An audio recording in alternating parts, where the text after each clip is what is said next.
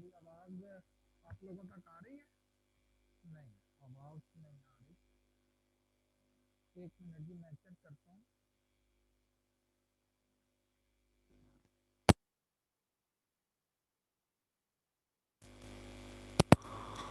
जी, अब मेरी आवाज आप लोगों तक आ रही है? अच्छा जी, लास्ट टाइम हमने एवरेज का चैप्टर जो पढ़ रहे थे, और हमें इस चीज़ का एक्चुअली एहसास होगा कि वाकई ही एवरेज कोई एक ऐसी चीज़ नहीं है कि हर जगह पर हम वही एवरेज जो है वो लगा के कह दें कि ये एवरेज है।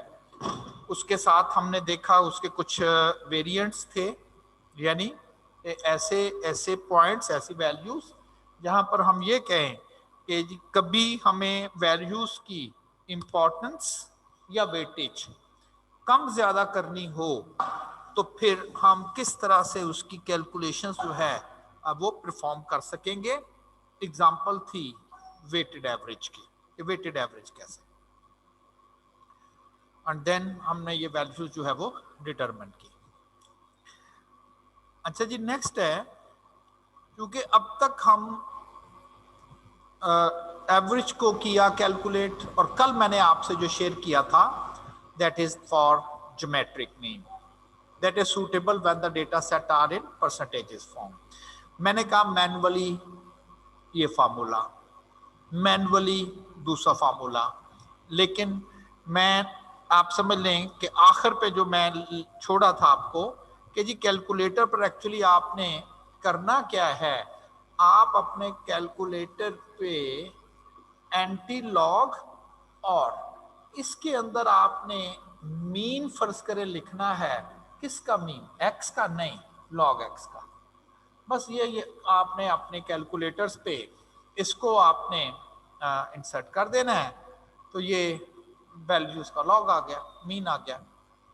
और उसके बाद मैंने आपको एक एग्जांपल कोड की और उससे आपने उसकी वैल्यू जो है वो डिटरमिन कर ली। ग्रुप डेटे का मैंने कहा था मीन फाइंड करना है, और ग्रुप डेटे के लिए भी यही कहा कि अगर आप देखें हम वैसे मीन लिखते हैं summation F x over summation F, ये मीन है ना, और यहां पर मैंने कहा था आप एक्स और एफ एंटर कर दें।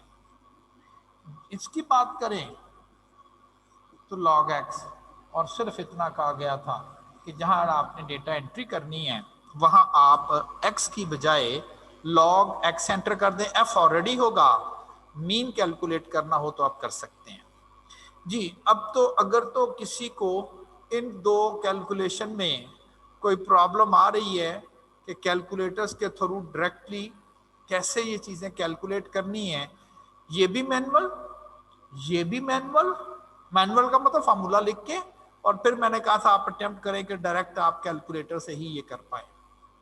जी, आपसे हो पाया या मुझे करने की जरूरत है? इसका मतलब है आपने इसको परफॉर्म कर लिया है। Then the next is weighted geometric mean. मैंने कहा था एफ को आप रिप्लेस कर लोगे, एफ को रिप्लेस कर दोगे डब्ल्यू के साथ, तो वो वेटेज वाला काम जो है वो आपको कर देगा जी। अस्सलाम वालेकुम सर। वालेकुम सलाम।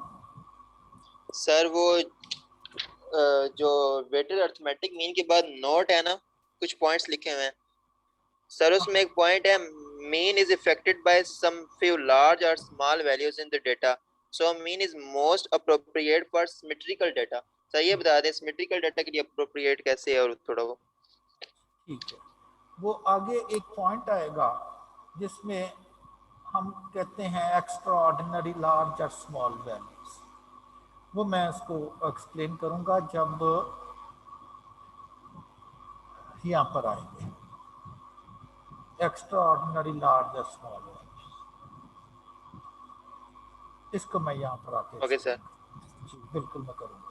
सिमेट्रिकल डेटा के लिए क्यों है और सर ये जो जी। और सर ये जो से दोनों फार्मूले ज्योमेट्रिकल मीन के लिए लिखे हुए हैं, इनमें से बेस्ट कौन सा है दोनों में से, जो हर जगह सही वेरीफाई हो? दोनों जगह जौन सा मर्जी यूज करें, एनी वन।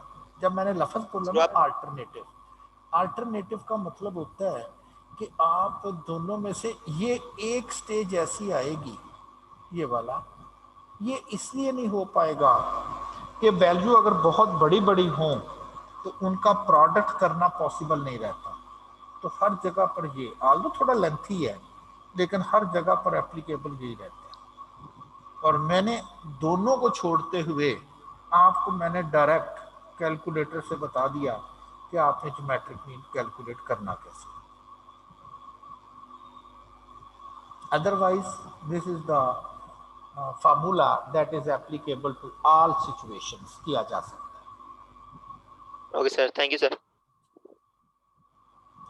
अच्छा जी, आज हमने पढ़ना है वेटेड अरिथमेटिक मीन। इसका मतलब कि ज्योमेट्रिक मीन उस वक्त चूज करना है जब डेटा सेट कोई परसेंटेजेस की बात कर रहा हो, और वेटेड उस वक्त चूज करना है जब हमारे पास कुछ वैल्यूज की वेटेज इंपॉर्टेंस क्या ले कम ज्यादा हो।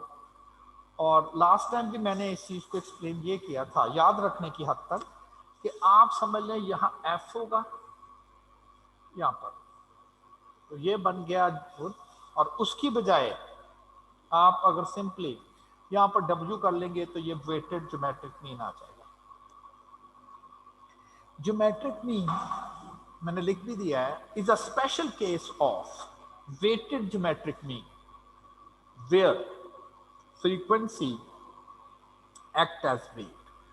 यानी कि जहां फ्रीक्वेंसी आ रही थी वहां पर उसने उसको एज अ वेट जो है वो आपने कंसिडर कर लिया।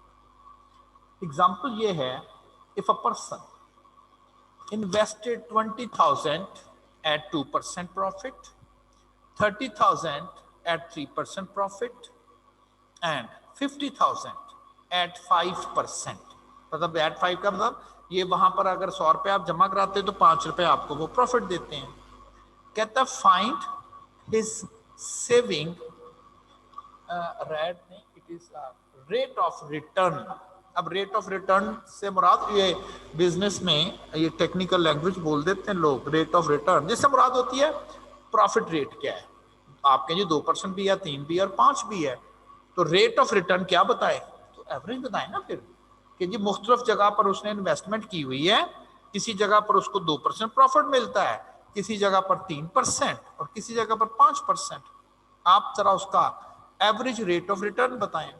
अगर हम एज अ होल इस डेटे को पढ़ते हैं तो ये तो चले समझ आती है कि रेट ऑफ रिटर्न प्रॉफिट की परसेंटेज, तो ये हमारे लिए एज आ डेटा है, एक्स है, क्योंकि इसकी एवरेज करनी है ना आपको। रेट ऑफ रिटर्न के रिटर्न कितना होता है उसको, तो ये रेट ऑफ रिटर्न है, तो इसको हमें करना है 2%, 3% और 5%। लेकिन मतलब क्या है, उसने तो नहीं कहा, लेकिन हम देख रहे हैं कि 2% पर उसने 20,000 रुपया इन्वेस्ट किया है, और सबसे ज्यादा इन्वेस्टमेंट उसकी जो है वो 5% पर हो रही है। इसका मतलब ये हो गया कि भाई जहां उसने सबसे ज्यादा इन्वेस्टमेंट की हुई है उसका जो इन प्रॉफिट रेट है ओवरऑल उसको ज्यादा कैलकुलेशन में वेटेज मिलनी चाहिए। एक जगह पर आप 1 रुपया लगाया हुआ है, एक जगह पर आपने लाख रुपया लगाया हुआ है, और जब कैलकुलेशन की बारी आती तो आपने कहा जी 1 रुपया लाख रुपया एक ही बात है ना भाई, जहां लाख रुपया है वहां से जो प्रॉफिट आ रहा है कैलकुलेशन में उसकी वेटेज शुड बी मोर, ज्यादा होनी चाहिए। अब चूंकि यहाँ पर 50,000 रुपया उसने इन्वेस्ट किया हुआ है, तो ऐसी हमें कैलकुलेशन परफॉर्म करनी है जहां पर 5% को सबसे ज्यादा वेटेज मिले। फिर इसको, क्योंकि यहाँ 30,000 की इन्वेस्टमेंट है और यहाँ 20 की है, अब कहें जी उसने तो नहीं कहा तो इसका क्या मतलब है, आप देखें ये आपने अब डिसाइड करना है, क्या ये 50,000 लगा दिया जाए या जहां 20,000 लगा, कैलकुलेशन में ये एक जैसी बात हो तो एक जैसी तो नहीं है, सबसे ज्यादा तो प्रॉफिट उसको यहां से मिलेगा। तो इस कैलकुलेशन को सबसे ज्यादा जो है वो इंपॉर्टेंस जो है वो मिलनी चाहिए। अब डेटा सेट है परसेंटेज फॉर्म में, है ना परसेंटेज फॉर्म, तो फिर तो हमें ज्योमेट्रिक मीन कैलकुलेट करना चाहिए। तो हमें ज्योमेट्रिक मीन कैलकुलेट करना चाहिए इस फार्मूले की मदद से, जिसमें आप कैलकुलेटर ओपन करेंगे, जहां x लिखा होगा वहां लॉग करके डेटा एंटर कर देंगे, लॉग, और जहां f लिखा हुआ होगा वहां पर आप ये वाली एंट्री कर देंगे 20,000 वाली, और एंड सो ऑन, और फिर आप इसकी कैलकुलेशन परफॉर्म करेंगे। चले जल्दी से बच्चों, आपने अपना कैलकुलेटर पिक करना है और मुझे आपने बताना है कि ये ले सर, ये हमारा आंसर आ गया। करे जो कर लेगा हैंड रेस करेगा, शाबाश।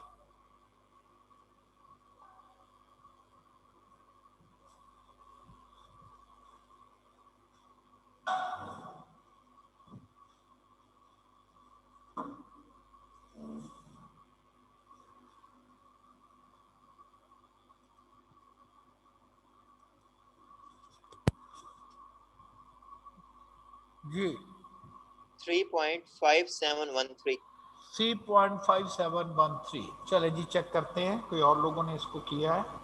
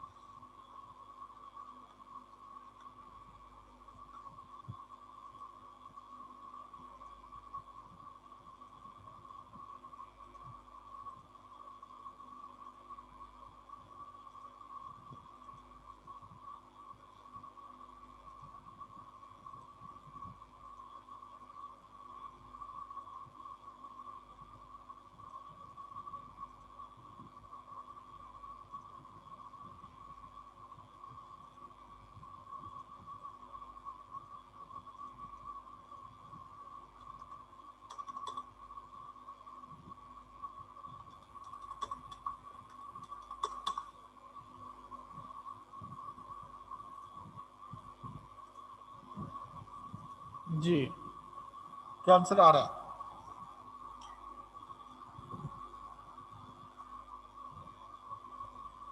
जी बोलिएगा, आपका क्या आंसर आ रहा है?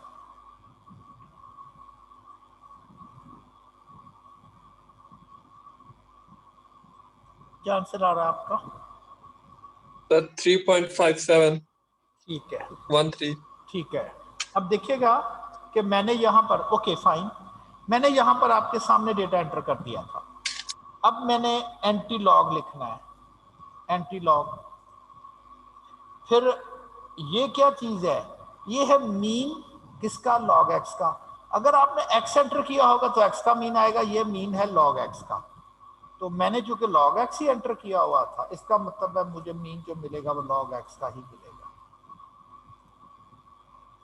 बस जितनी की देर आपको डेटा फीड करने में लगी उतनी की देर आपको कैलकुलेशन में लगनी चाहिए। 3.5713, 3.5713, यानी कि उसको अगर किसी जगह से 2%, किसी जगह से 3%, किसी जगह से 5% प्रॉफिट अर्न हो रहा है और उसकी इन्वेस्टमेंट हर जगह पर डिफरेंट है, तो जो ओवरऑल उसका प्रॉफिट रेट बनता है वो 3.5713 है। यानी कि उसको सबसे ज्यादा इस कैलकुलेशन में जो वेट्स हम असाइन कर रहे हैं, सबसे ज्यादा वेटेज जो मिल रही है वो एक्चुअली उस प्रॉफिट परसेंटेज को मिल रही है जहां उसकी इन्वेस्टमेंट जो थी वो सबसे ज्यादा थी। ये उसी तरह की बात है जब हमने अरिथमेटिक मीन में वेटेड की बात की थी, तो जिस सब्जेक्ट में उसकी वेटेज ज्यादा थी तो उसको ज्यादा नोटिस मिली। ये मैंने वही मैनुअली किया हुआ है कि जी पहले एक्स ले लें, फिर क्या करें, ये वेट्स हैं, वेट्स को मल्टीप्लाई कर देंगे लॉग एक्स से वेट्स को, और देन उसकी वैल्यू फिगर। तो ये करने की बजाय आपको मैंने कहा कि डायरेक्टली इस प्रॉब्लम को यहाँ पर आप परफॉर्म कर सकते हैं। कुछ इंपॉर्टेंट नोट हैं, वो क्या है? Geometric mean is not possible to calculate for a data set which contains negative or zero values। ये यहां पर फेल हो जाता है। इसलिए कि जब आप फर्ज करें कोई एक शख्स है, पहले साल तो एक जगह से उसे 2% प्रॉफिट मिला, एक जगह से उसे बिल्कुल प्रॉफिट नहीं मिला, जितने पैसे इन्वेस्टमेंट की थी बस नुकसान हुआ, बस जीरो, मतलब प्रॉफिट मिला ही नहीं। एक जगह 5, तो किसी जगह से 2% प्रॉफिट, किसी जगह से नहीं मिल रहा, और 5 मिल तो रहा है ना। अब मैं कहूंगा इसका एवरेज प्रॉफिट क्या है। अब जब आप जीएम की बात करोगे, ये तो जीरो आ जाएगा आंसर, जीरो। आप कहें जी 2, 0 और 5, जीरो ही आता है जी।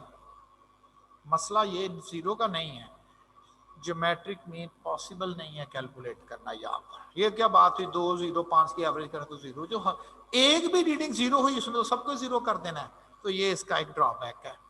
इसी तरह से अगर आप कहें जी लॉग वाला फार्मूला अप्लाई कर दें, देखिए अगर फर्ज करें ये 2 है, 0 है और 5 है, मैं अगर लॉग वाला फार्मूला भी अप्लाई करूं तो मुझे वैल्यूज के लॉग कैलकुलेट करने हैं।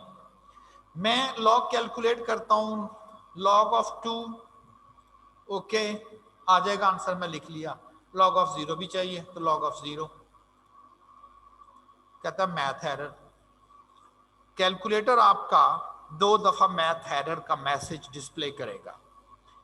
एक दफा उस वक्त जब आपने कोई ऐसी कैलकुलेटर पे कोई ऐसी कैलकुलेशन लिख दी है जिसको मैथमेटिकली सॉल्व करना पॉसिबल नहीं है। तो लॉग एक ऐसा मैथमेटिकल फंक्शन है जो हर किस्म के डेटा के ऊपर कैलकुलेट नहीं हो सकता। ये जब हम लॉग का चैप्टर पढ़ेंगे आपने मैथ के पोर्शन में, वहां आपको क्लियर हो जाएगा बाय। और फर्ज करें अगर कोई वैल्यू नेगेटिव आ जाती है, नेगेटिव, और मैं ये काम करने लगता हूं तो फिर उसने वही मैसेज देना मैथ एरर।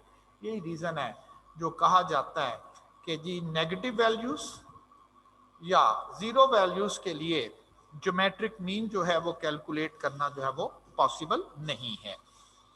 फिर शायद इस वजह से कहा जाता है कि mean is the best average.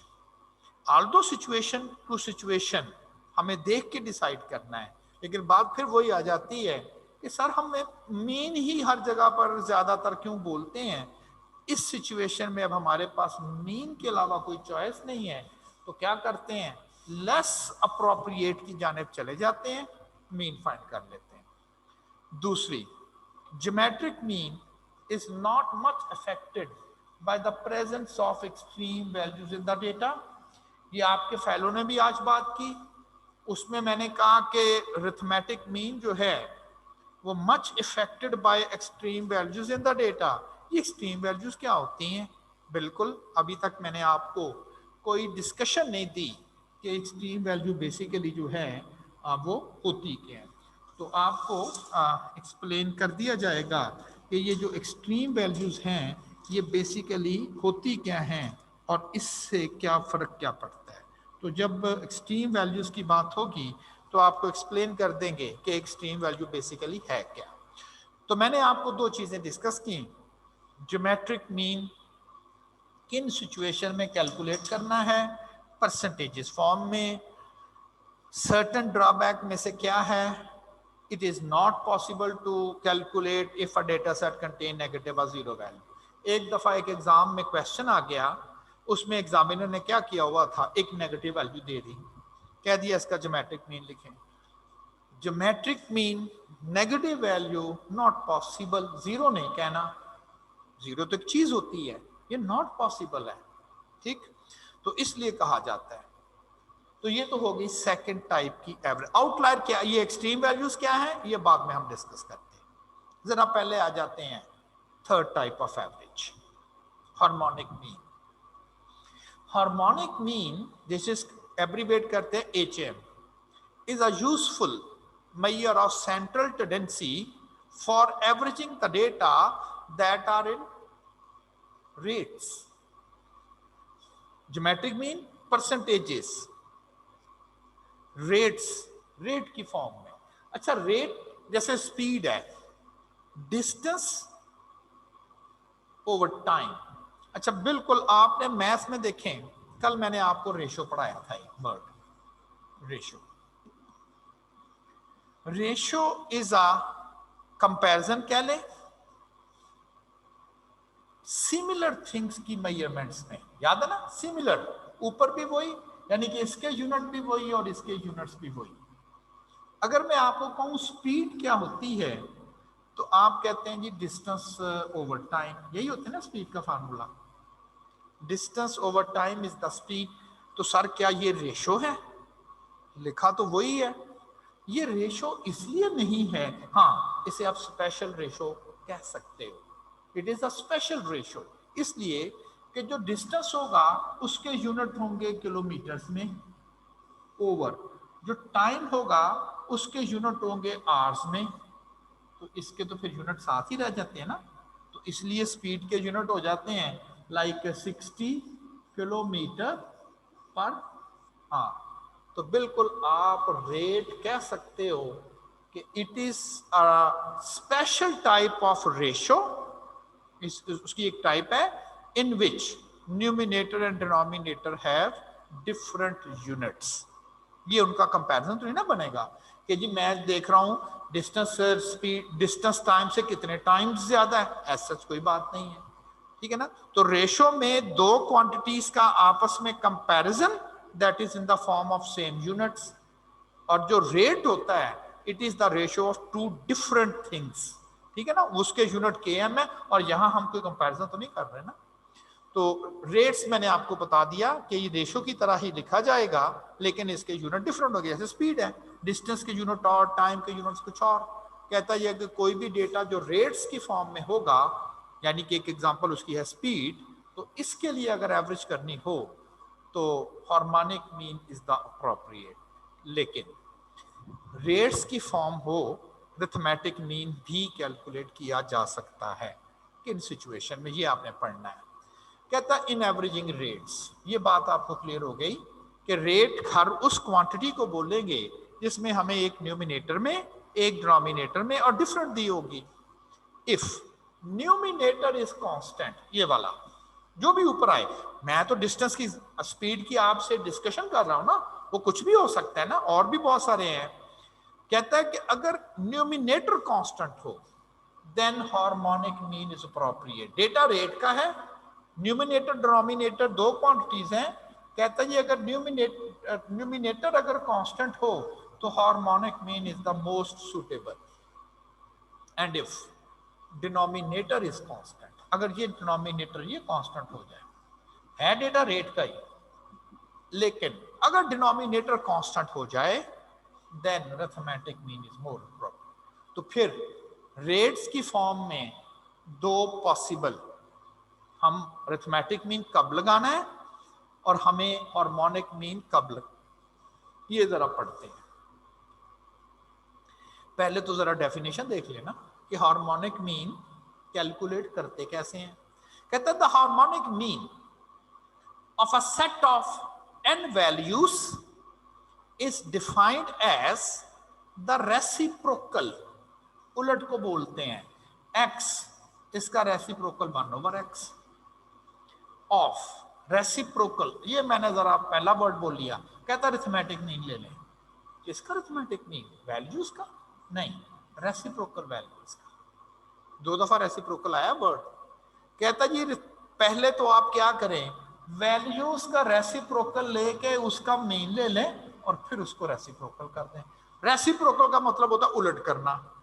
अगर तो मेरे पास ये दो वैल्यूज हैं, मैं कहता हूं इसका मीन ले लें, तो ये तो आ गया इसका mean.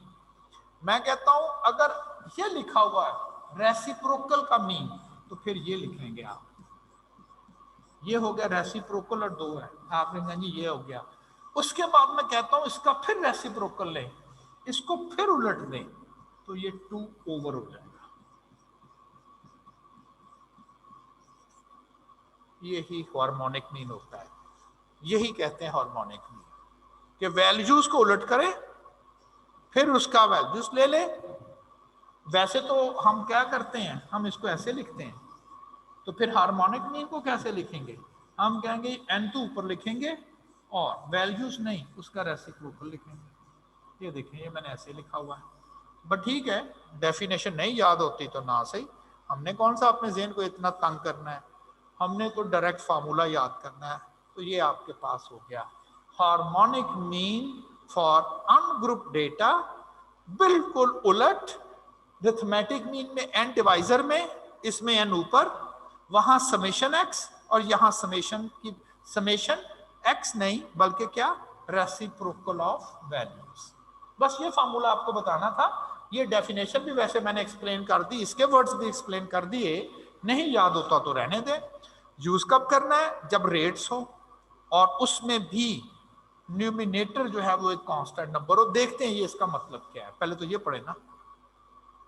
Like Z drove an average speed of 30 miles per hour for the first 30 miles of a trip। वो कहीं जा रहा था, उसने पहले जो 30 मील का सफर है उसकी स्पीड 30 माइल्स पर आ रही।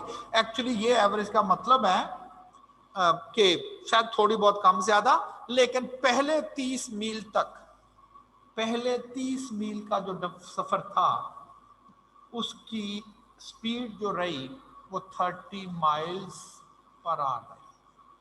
पहले 30 मील वो इसी स्पीड से चला है। At an speed of 60 miles per hour for the next 30 mile, अगला जो 30 माइल का उसने डिफरेंस किया है वो 60 माइल्स पर आवर की, यानी कि डबल स्पीड से किया। And a speed of 90 miles, और तेज हो गया है, फॉर द 30 माइल्स, अगले जो 23 मील हैं उसने 90 माइल्स पर आवर की स्पीड से ट्रेवल किया। कभी उसकी स्पीड 30, कभी उसकी स्पीड 60 और कभी उसकी speed 90 miles per hour. If he made no stops during the trip, अगर वो कहीं रुकता नहीं है, बस चलता जा रहा है, कहता है कैलकुलेट द ज़ेड्स average speed for the entire trip. देखें वो 90 किलोमीटर का उसने डिफरेंस किया। जो पहले 30 थे स्पीड 30 माइल पर आवर थी, अगले 30 में 60 माइल पर आवर है, अगले 30 90 माइल पर आवर है। स्पीड तो मुख्तलिफ हो रही है ना। ओके, वो कहता है जरा इसकी एवरेज स्पीड बता दें। अब देखिएगा, मैंने कहा था स्पीड, एवरेज स्पीड बतानी है, तो स्पीड तो डिस्टेंस ओवर टाइम की तरह नहीं होती। आपने कहना ये इसका मतलब है स्पीड का डेटा दिया हुआ है तो हमें टेक्निकली रेट का डेटा दिया हुआ है। बिल्कुल सही है, हमने बस स्पीड की एवरेज कर देनी है। हमारे लिए ये डेटा है 30, 60 और 90 स्पीड का है। स्पीड होता है डिस्टेंस ओवर टाइम। देखिए इस तमाम क्वेश्चन में क्या जिस भी स्पीड से मूव कर रहा है उसका डिस्टेंस सेम ही नहीं है, कांस्टेंट नहीं है। 30 मील, 30 मील आप कहेंगे जी हर स्पीड जो उसने कवर की है मुख्तलिफ स्पीड्स के साथ, लेकिन हर एक में उसका डिस्टेंस कवर्ड जो है वो कांस्टेंट रहा, दैट इज 30 माइल्स।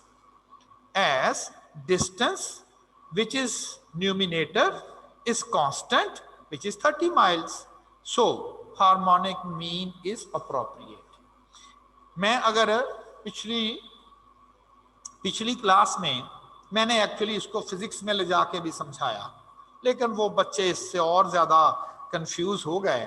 तो मसला तो ये था ना कि मैंने सिंपल ये कहना था कि जी कोई भी ऐसा डेटा जो रेट्स की फॉर्म में हो और आपने चेक करना है कि ये जो डेटा दिया गया ये रेट्स की फॉर्म में है, यानी कि ये न्यूमिनेटर ओवर डिनोमिनेटर को सॉल्व करके दिया है, उस कैलकुलेशन में क्या चीज कांस्टेंट है ये नजर आएगी। अगर इसमें तो डिस्टेंस कांस्टेंट नजर आ रहा है, डिस्टेंस स्पीड में न्यूमिनेटर में होता है, और यहां पर मैंने लिखा हुआ था कि अगर एवरेजेस करते हुए न्यूमिनेटर कांस्टेंट हो तो आपने हार्मोनिक मीन जो है वो मोस्ट अप्रोप्रिएटली यूज कर लेना है। मैंने वैसे वो टोटल स्पीड निकाला, टोटल डिस्टेंस किया, टोटल टाइम से डिवाइड किया, तो उस चक्कर में मैं नहीं पढ़ रहा, मैं बस आपको सिंपली ये बता देता हूं। लें जी, क्योंकि हमें पता चल चुका है कि हमें तीनों की हार्मोनिक मीन कैलकुलेट करना है, तो डेटा कहता है ये वाला 1/x, और दैट्स ऑल, ये सारे का सारा काम आप कर देंगे। अच्छा, इसको डायरेक्ट कैलकुलेटर पे कैसे कर सकते हैं? आंसर आ रहा 49.10।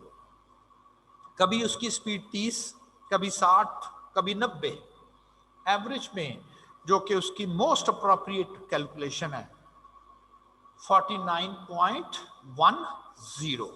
अब कैलकुलेटर पे इसे कैसे करेंगे? कैलकुलेटर में तो हार्मोनिक मीन नहीं है, बिल्कुल नहीं है। तो आपने क्या करना है, अगर आप एक चीज नोट करें, अगर मैं आपको ये कहूं कि व्हाट इज दिस फिगर, कि ये जो फिगर अब लिखने जा रहा हूं, ये फिगर क्या चीज है? समेशन, क्या हो रहा है?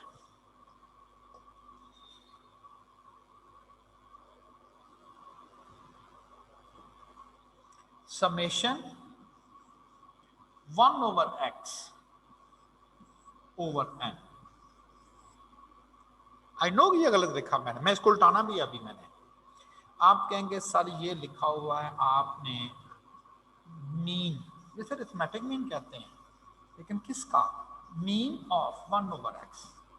इस दफा 1/x का मीन लिखा हुआ आपने।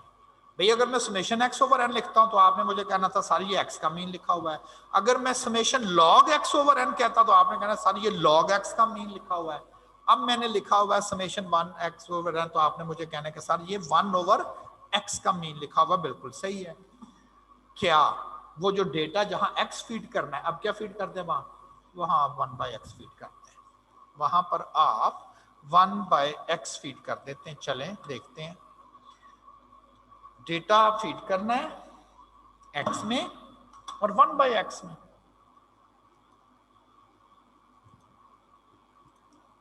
मेरी फ्रीक्वेंसी पास नहीं है फिलहाल, तो नहीं है, तो उसका सेटअप ऑफ कर दें।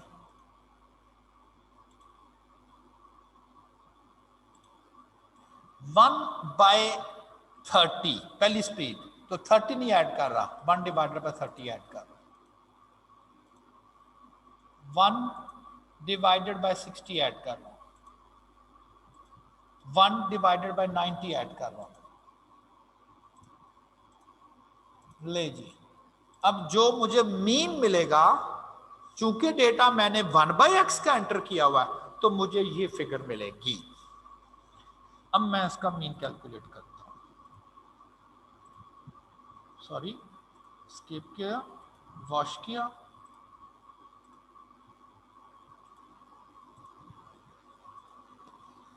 ये नहीं ना आंसर है, भी नहीं। अब इसको आपने रिवर्स करना है। अब ये आंसर आ गया। ये वैसे ज्यादा एक्यूरेटली आया, 49.09। मेरे वो 10 किया था, मैंने उसको राउंड करके लिखा, तो बिल्कुल सही है। क्या किया मैंने आखिर में, आपने नजर दौड़ाई, आंसर लिखेंगे ये, तो ये वाला नंबर जो लास्ट किया मैंने किया कैसे था एक्चुअली, मैं फिर रिपीट कर रहा हूं।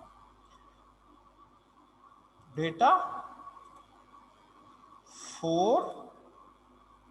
4 मीन आ गया, और ये मीन रेसिप्रोकल वैल्यूज का आया। आपने कहना जी अब हमने सर इसको रेसिप्रोकल करना है, तो यहां पर रेसिप्रोकल की भी है, और वो है ये बात, दिस इज द रेसिप्रोकल की। देखिए रेसिप्रोकल से मुराद अब क्या है, क्यों ये रेसिप्रोकल की मैं कहता हूं। अगर कोई शख्स ऐसे लिख दे, इसकी पावर 1 है ना, तो आपने ये तो पढ़ा होगा ना, जब पावर ऊपर लिखते हैं तो -1 करके लिखते हैं, तो ये एक ही बात लिखी हुई है ना, ये एक ही बात लिखी हुई है। तो मैंने अब बाद में क्या किया, ये तो मैंने कैलकुलेट कर लिया सारा, मैंने कहा अब इनको उल्टाना है, इसको रेसिप्रोकल करना है, तो मेरा जो फाइनल आंसर आएगा, ये आंसर आ गया ना फाइनल, ये मेरे पास फाइनल आंसर आ गया। अब मैंने इस फाइनल आंसर का रेसिप्रोकल करना है। अगर तो मैं इसे वॉश कर दूं, अब क्या, फिर मुझे आंसर लिखना होगा, आंसर और इसका रेसिप्रोकल, ये आंसर 49.01 आंसर। और जब फाइनल आंसर आ गया, तो फिर मैंने फाइनल आंसर का रेसिप्रोकल जो है वो मैंने लिख दिया। दिस इज द रेसिप्रोकल की, this one is the reciprocal की। तो आपने आंसर ले लिया, shift 1 4 2 equal reciprocal, your answer. ऐसे आपने प्रैक्टिस करनी है, एग्जाम में आपने टाइम नहीं वेस्ट करना। तो मैंने आपको 3 जो मीन समझाए, आल्दो कैलकुलेटर पे डायरेक्ट एक ही है ना अरिथमेटिक मीन। स्टार्ट मैंने कहां से किया, स्टार्ट मैंने ये लिया और कहा x में मीन एक्स में एक्स डायरेक्टली शामिल कर दें, ये तो था पहला पॉइंट। सेकंड, आपके पास था जीएम, जिसका फार्मूला में एक चीज ये बनती थी और यहां पर था summation log x over n, और मैंने कहा था ये काम आपको बाद में करना पड़ेगा। ये क्या है, आप कहें ये मीन है। मीन किसका मीन है? ऑफ लॉग एक्स का। तो आपने फिर x में जो डेटा एंटर करना है वो log x की एंट्रियां करनी है, आपको सिर्फ ये मिलेगा और उसके बाद आपको एंटी लॉग लगाना है। तीसरा जो था वो मैंने आपको समझाया हार्मोनिक मीन। मैंने कहा अगर आप रेसिप्रोकल को बाहर लिख लें फर्ज करें, तो यहां पर तो फिर रेसिप्रोकल एक वाला लिखेंगे, तो ये फिर मीन, किसका मीन? अब रेसिप्रोकल वैल्यूज का। उधर एंटी लॉग लगाना था, इधर रेसिप्रोकल लगाना है, यानी कि जब सारा काम कर ले बाद में इसका रेसिप्रोकल ले देंगे। तो x में क्या एंटर करना है? फिर 1/x का डेटा, उसमें log x का डेटा, मीन में मीन का डेटा, तो आपकी कैलकुलेशन हो जाएगी। बार बार इसकी प्रैक्टिस करें, ये आसान है फार्मूलों से याद रखना। आपको किसी एग्जामिनर ने पूछना है कि फार्मूले भी बताओ। चले एक और प्रॉब्लम करते हैं।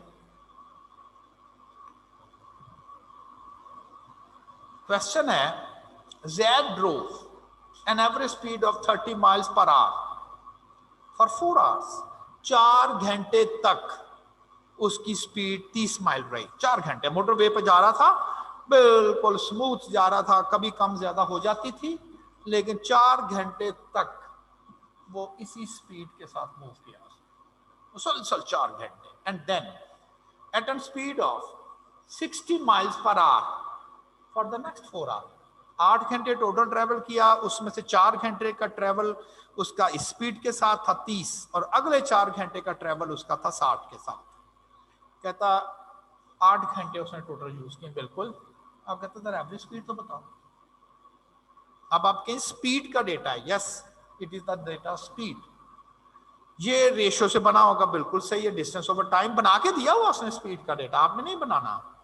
अब इसमें आपने देखना सिर्फ ये है कि कितनी देर तक, 4 घंटे, ये टाइम फिक्स है, यहाँ कांस्टेंट है ना, time is a constant. Although ये स्पीड का डेटा है, रेट का डेटा है, लेकिन इस वक्त कौन कांस्टेंट है? Denominator is constant. तो फिर क्या यूज करना चाहिए?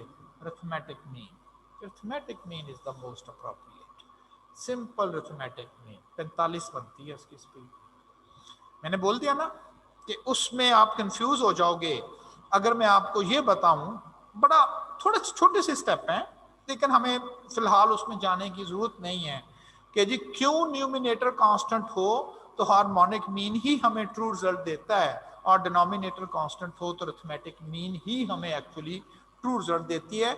मैं इस डिस्कशन में नहीं जा रहा, सवाए इसके कि आप देख लिया करें कि अगर वो स्पीड का डेटा या किस तरह की कोई रेट्स का डेटा दे रहा है, तो क्वेश्चन की स्टेटमेंट में वो जो न्यूमिनेटर में चीज आ रही है उसको कांस्टेंट बता रहा है या डिनोमिनेटर में, तो उससे आप अपना प्रॉब्लम जो है सॉल्व कर सकते हो। इस डिस्कशन में हम इस वक्त नहीं जा रहे कि जी क्यों, वाई, न्यूमिनेटर कांस्टेंट हो तो ये करना चाहिए, डिनोमिनेटर कांस्टेंट हो तो ये करना चाहिए। उसका लॉजिक है, कुछ 10-15 मिनट के बाद हम वहीं पर पहुंच जाएंगे। तो फिलहाल आप इतना ही बस याद रखेंगे। ग्रुप डेटा आ गया ना। ग्रुप डेटा में कुछ भी नहीं करना आपने।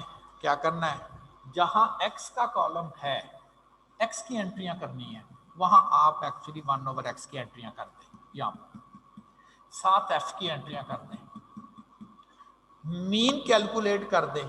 मीन आपने कहा सर इसको उलटना नहीं है, पहले आप मीन कैलकुलेट करें और बाद में उसका रेसिप्रोकल कर दें, आंसर आ जाएगा। देखें एक दफा मैं भी आपके साथ करता हूं। लाइक दिस डेटा, क्लासेस दी गई हैं, फ्रीक्वेंसी दी गई है, x छोड़ दें आगे क्या है, बस आप समझ लें कि आपके पास यही है। हाल तो मैंने चूंकि कल इधर तो मैंने मैनुअल शो करना था ना, मैं मैनुअल मैंने किया हुआ है। अब मैं कहता हूँ जी कैलकुलेटर पे करना है। ये बात मुझे पता है कि अगर मैं कैलकुलेटर पे करने जाऊंगा तो मैंने x की जगह 1/x का डेटा प्लेस करना है।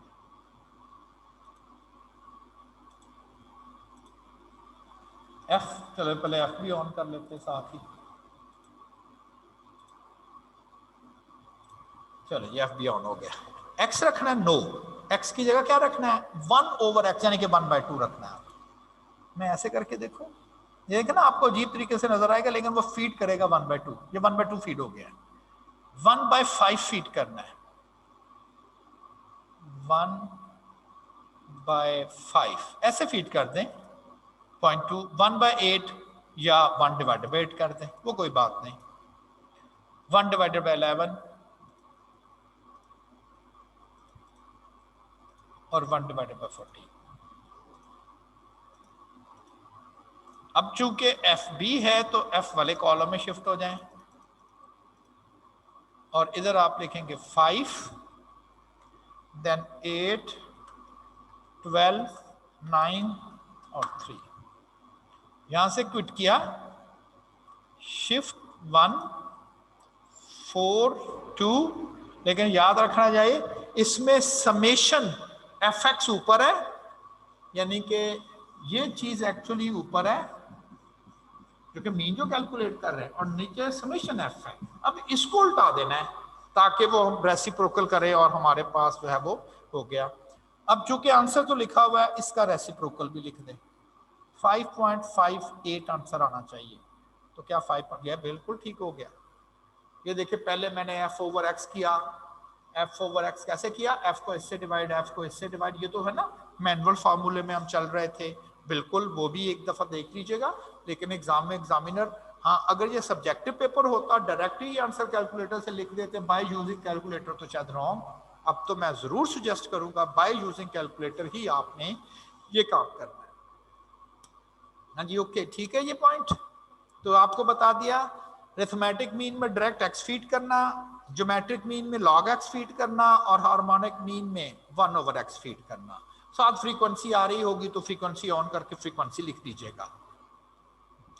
अरिथमेटिक मीन में जो मीन का आंसर है वही आपका ट्रू आंसर, लेकिन ज्योमेट्रिक मीन में जो मीन का आंसर है उसका एंटी लॉग लें, और हार्मोनिक मीन में जो मीन का आंसर मिले उसका बाद में रेसिप्रोकल करें। एंटी लॉग बता दिया कैसे करना है, रेसिप्रोकल बता दिया कैसे करना है। डेटा सेट परसेंटेज की फॉर्म में हो, ज्योमेट्रिक मीन कैलकुलेट करते हैं, जिसके साथ दो डिसएडवांटेज भी हैं कि नेगेटिव आ गया पॉसिबल नहीं, जीरो आ गया पॉसिबल नहीं। रेट्स की फॉर्म में डेटा सेट हो, हार्मोनिक मीन प्रेफर करते हैं, और साथ ही इसके कि लेकिन हर दफा हार्मोनिक मीन नहीं अरिथमेटिक मीन भी यूज किया जा सकता है, वो देखना पड़ेगा। If numerator is constant then harmonic mean is most appropriate, if denominator is constant then harmonic mean is more appropriate, arithmetic mean is most appropriate। इसी तरह से इसका भी एक ड्रॉबैक इसके साथ अटैच, और वो क्या है? कहता है it is not possible to calculate if data value zero. कोई भी डेटा वैल्यू जीरो आ जाए it is not possible to calculate. Reason क्या है? जब आप 1/2 करेंगे तो आंसर तो 0.5 आएगा, और जब 1/0 करेंगे तो क्या 0 आएगा? No, not possible, does not exist. तो 1 डिवाइडेड बाय 0 करेंगे तो वो आपको क्या देगा? कहता math error, not possible to calculate to solve this figure. Reason क्या है? अगर मैं थोड़ा सा चले आपको रीजन भी थोड़ी सी एक्सप्लेन कर दें कि अगर आपको मैं कहूं 8 को 2 से डिवाइड करना है,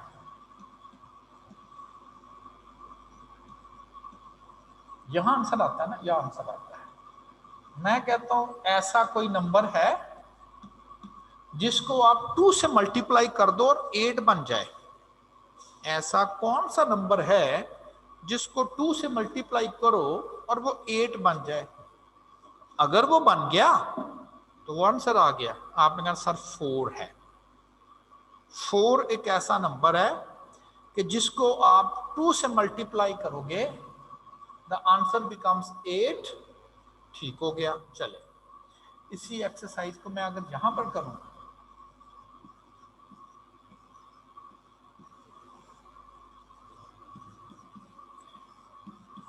कौन सा ऐसा नंबर है जिसे 0 से ज़रब देंगे और 8 आंसर आता है, या कोई भी 8, 10, 15, 20? मेरा ख्याल कोई नंबर एग्जिस्ट करता ही नहीं है। इन्फिनिटी से ज़रब देंगे तो इन्फिनिटी आ जाएगा, 0 से ज़रब देंगे तो 0 आ जाएगा, 8 तो नहीं आएगा। तो फिर क्या लिखें यहाँ पर? कौन सा नंबर मिला? नहीं मिला। तो क्या लिख दें फिर? नहीं मिला, डज नॉट एग्जिस्ट। यस, इसका आंसर है डज नॉट एग्जिस्ट। नहीं मिला जी हमें पूरी मैथ में ऐसा नंबर जिसको 0 से ज़रब दें और 8 आंसर आता हो। इसलिए something of over 0 is undefined. बाकी आपको पता ही, ठीक है ना? Okay. Harmonic mean is not affected by the presence of outlier in the data। ये आउटलायर हर जगह आ रहा है, ये क्या चीज है? ये पढ़ लेते हैं आउटलायर क्या चीज। बहरहाल 3 जो मीन्स हैं, arithmetic mean, geometric mean, harmonic mean, मैंने आपसे उनकी सिचुएशन डिस्कस कर ली। उनके ड्रॉबैक, किस सिचुएशन में कौन फेल हो जाता है, वो भी मैंने इसके साथ ही डिस्कस कर दिया। बहुत कम चांस आते हैं कि एग्जामिनर आपको हार्मोनिक या ज्योमेट्रिक मीन का क्वेश्चन दे। समटाइम तो बड़ा सीधा ही डेटा देके ना कह देता है कैलकुलेट द हार्मोनिक मीन या geometric mean for the following data, 3 number का। वो इस तरह का डेटा दे देता है। वो समझता है स्टूडेंट पहले एक्स निकालेंगे, फिर उसे शायद आइडिया नहीं है कि कैलकुलेटर, यस ये डायरेक्ट तो है नहीं ना, बहुत सारे स्टूडेंट को नहीं आइडिया। ये तो मैंने सोचा कि यार ये क्या बच्चे हैं इसमें तंग करते रहते, बच्चों को समझाओ जरूर फार्मूला और फिर ट्रिक बता दो, ये ट्रिक है ना। तो वाकई कैलकुलेटर पे तो सिवाय अरिथमेटिक मीन के दोनों मीन में से कुछ भी अवेलेबल नहीं है ना, सिवाय एक्स बार के, देख ही लिया। लेकिन जो एक्स बार की चीज समझता है कि जी जिसको भी मीन करना कंसर्न हो, लाइन जी बताएं किसका मीन करना है? एक्स का करना है जी, एक्स का कर देते हैं। लॉग एक्स का करना है, लें जी लॉग एक्स का कर देते हैं। कोई कहता जी नहीं, अगर 1/x का करना हो मीन तो 1/x का कर लो, यानी कि जो यहाँ फीड करना है। ये तो ठीक नहीं, उल्टाना भी था, वो बाद में आपको उल्टा दो, उलट जाएगा। तो ट्रिक के साथ, तो मैंने ये नहीं कि कैलकुलेटर पे अवेलेबल थे तो नहीं थे, ट्रिक बता दिया आपको, आपके लिए आसान हो गया। एग्जामिनर को भी पता है कि ये तो कैलकुलेटर पर अवेलेबल नहीं है, 3 नंबर का दे देते हैं प्रॉब्लम, तो हमारे लिए आसान हो गया। दवा मांगे मुश्किल दे, आसान हो जाए। अच्छा, ये जो 3 कैलकुलेशन मैंने की हैं आपके साथ, AM, GM और HM, ये नहीं कि आप एक डेटा पे कर नहीं सकते, कर सकते हैं, कोई इशू तो नहीं है ना, कर सकते हैं। इनमें एक रिलेशनशिप भी जरूर एग्जिस्ट करता है, और वो क्या है? कहता कोई सा भी डेटा सेट हो, एनीवन, आप उनके ऊपर तीनों के तीनों मीन अगर कैलकुलेट कर लेते हो तो ये श्योर है अरिथमेटिक मीन का आंसर सबसे ज्यादा होगा, फिर ज्योमेट्रिक मीन का आंसर, और the smallest answer will be the harmonic mean. This is true for always. ये नहीं कि किसी एक डेटा के लिए ठीक है, हो सकता, हो नहीं सकता, लेकिन कंडीशन क्या है? वैल्यू डिफरेंट हो उनमें। ये ना हो कि सारी वैल्यू जो है वो यही हो, इसका AM कर लें, GM कर लें फार्मूला आपको बताए हुए, HM कर लें, वो सब बराबर होंगे। All the values are identical, AM, GM, HM will be same. If the values are distinct, different, then the largest answer will be the AM, then the GM, then the HM. फर्ज करें एक data set है मेरे पास 2, 3 और 5, मैं कहता हूं इसका AM कैलकुलेट करो, 8, 10, 3.3 तीनों आ जाएगा। इसका मैं कह रहा हूं GM कैलकुलेट कर दो, चले जी GM भी कर लेते हैं, आसान है ना पहला मैथ। अब जाए कैलकुलेटर में उठाता रहूं तो मुझे पता है जी GM कैलकुलेट करने के तीनों को जरब दें आपस में और पावर ले दें, 2 मल्टीप्लाई 3 मल्टीप्लाई 5, जो आंसर आया power how much, 1 divided by 3, GM आ गया, कितना आ गया जी? 3.11, 3.11 आ गया जी, 3.1 और 1 आ गया। अब जरा HM भी ले लेते हैं, HM और मॉर्निंग। जल्दी से मैंने कहा चले हम कैलकुलेट कर लेते हैं, तो जल्दी से कैलकुलेट कर लेते हैं। अब HM हम लेने के लिए n तो बाद में करेंगे ना, पहले हमें क्या चाहिए 1/2 प्लस 1/3 प्लस 1/5 ऐसे चाहिए ना। 1 ओवर ओके आप कहेंगे ये तो अजीब सा नजर आ रहा है, तो इसको मैथ मोड में कर लेते हैं। 1/2 again not in the math mode, computational mode. Now it becomes math mode, computational. Yes, math का वर्ड नहीं नजर मुझे आ रहा, तो मैं क्या कर रहा है 1 डिवाइडेड बाय, ठीक है चलो कोई बात नहीं, ऐसे लिखा रहने देते हैं 1 divided by 2 plus 1 divided by 3 plus 1 divided by 5। अब 3 टोटल 3 है, 3 डिवाइडेड बाय दिस 2.90 2.90। चलो जी सबसे बड़ा नंबर ये, फिर उससे कम और फिर उससे कम, ये ऐसा ही होगा। अगर दोनों बराबर हो जाती हैं, तीनों वैल्यू सारी बराबर हो जाती हैं, ये तीनों भी बराबर हो जाएंगे। वैसे इस प्रॉपर्टी को ना एक दफा ऐसे ही लिखते हैं,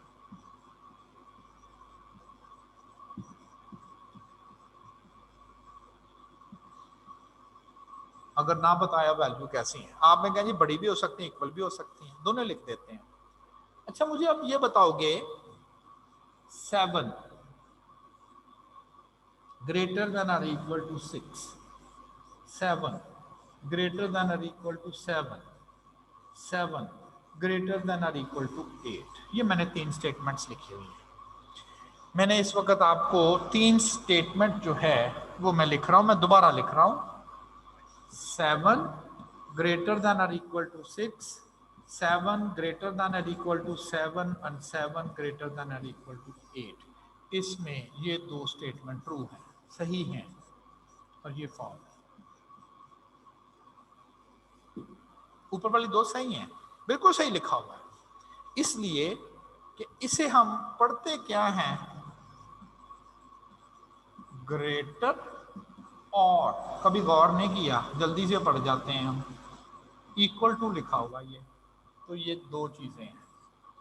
और जहां कहीं भी स्टैट्स में मैथ में और आपको नजर आए ना, ओवर और या जिसे कहते हैं उर्दू में, 2 स्टेटमेंट लिखी हुई होंगी, इनमें से कोई एक सही हो जाए ना, कोई भी एक, तो वो स्टेटमेंट ट्रू होती है। कहते नहीं यार तुम आ जाओ या तुम आ जाओ, वो कह रहा है आना है ये अली तुम आ जाओ या बाबर तुम आ जाओ, कल टीचर सर कौन आए, अली तुम आओ या बाबर तुम आ जाना, तो इसका मतलब दोनों में से कोई एक चीज, यस दोनों में से कोई एक।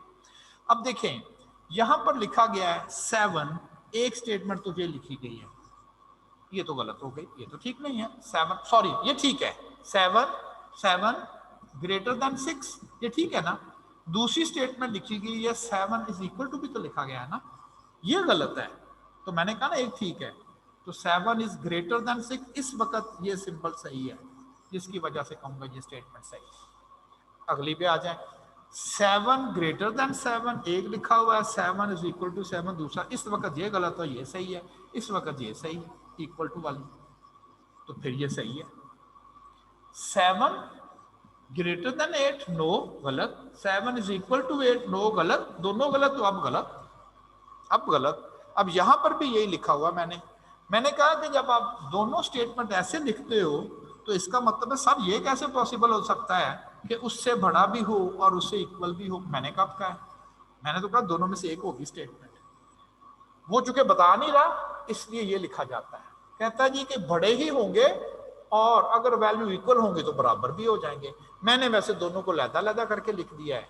अगर तो वो कहे ना वैल्यूज आर डिस्टिंक्ट फिर ये सही, वैल्यू आर सेम फिर ये सही, वैल्यू का नाम बताए आपने कहना फिर ये लिख देते हैं, ठीक है ना, बिल्कुल ऐसा ही है।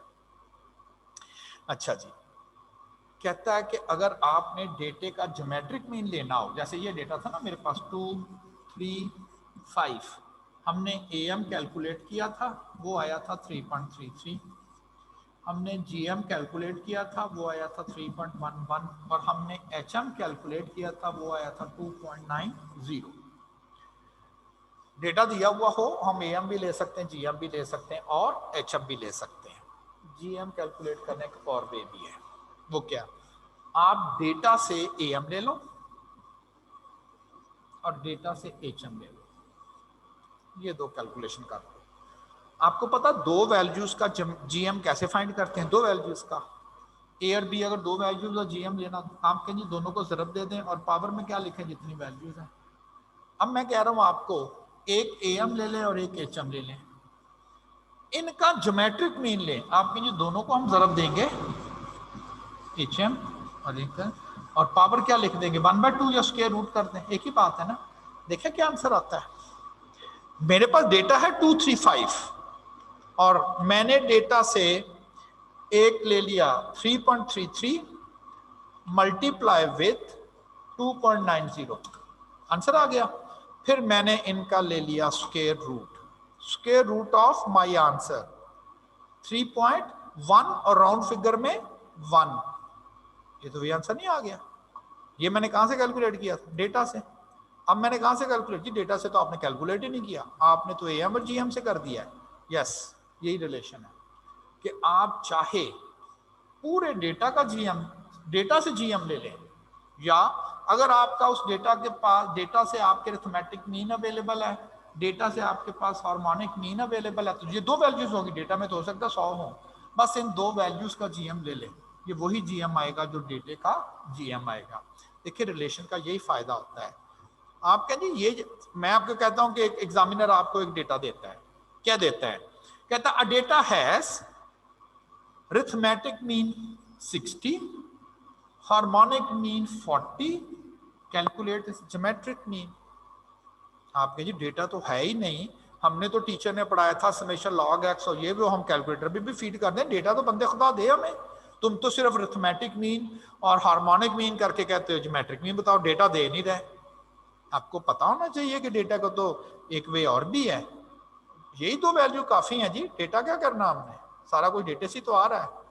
60 मल्टीप्लाई विथ 40, जो आंसर है स्क्वायर रूट, नहीं जी 48.99 आ गया, 48.99 इज द आंसर। और एक और चीज नोट करें, ये AM है, ये GM का आंसर आया है, ये HM का। क्या मैंने कहा हुआ है?